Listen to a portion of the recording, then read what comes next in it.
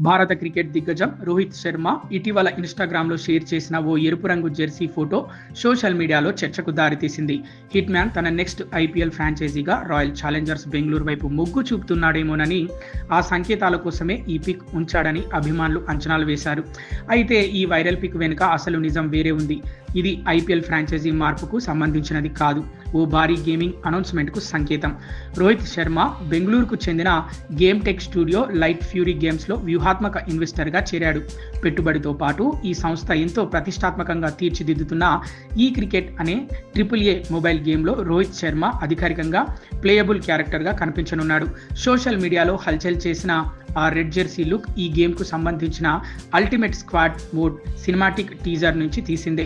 ఈ ప్రత్యేక గేమింగ్ మోడ్లో 700 మందికి పైగా లైసెన్స్ పొందిన క్రికెటర్ల నుంచి ఆటగాళ్లు తమకు నచ్చిన కలల జెర్సీలను ఎంచుకొని డ్రీమ్ టీమ్ను నిర్మించుకోవచ్చు. ఈ గేమ్ ప్రాజెక్ట్లో కేవలం రోహిత్ శర్మ లేడు. ఇప్పటికే ధోని, బుమ్రా, హార్దిక్ పాండ్యా, రవీంద్ర జడేజా, శ్రేయస్ అయ్యర్ వంటి ప్రముఖ భారత క్రికెట్ ఐకాన్లు కూడా ఈ స్టూడియోకు మద్దతుగా నిలిచారు. వీరి జాబితాలోకి ఇప్పుడు రోహిత్ కూడా చేరడంతో ఈ ప్రాజెక్టుపై అంచనాలు రెట్టింపయ్యాయి. లైట్ ఫ్యూరీ గేమ్స్ సంస్థ సెప్టెంబర్ 2026లో ముందస్తు యాక్సెస్ వినియోగదారుల కోసం తమ ఫేజ్డ్ క్లోజ్డ్ బీటా టెస్టింగ్ను ప్రారంభించబోతుంది. అప్పుడే ఈ గేమ్ కోసం ఏకంగా 3 లక్షలకు పైగా ఫ్రీ రిజిస్ట్రేషన్లు నమోదు కావడం దీనికున్న భారీ క్రేజ్ను తెలియజేస్తోంది. కాబట్టి ఆర్సీబీలో రోహిత్ చేరడం అనేది ఒక చిన్నపాటి పొరపాటు ఊహాగానం మాత్రమేనని స్పష్టమైంది.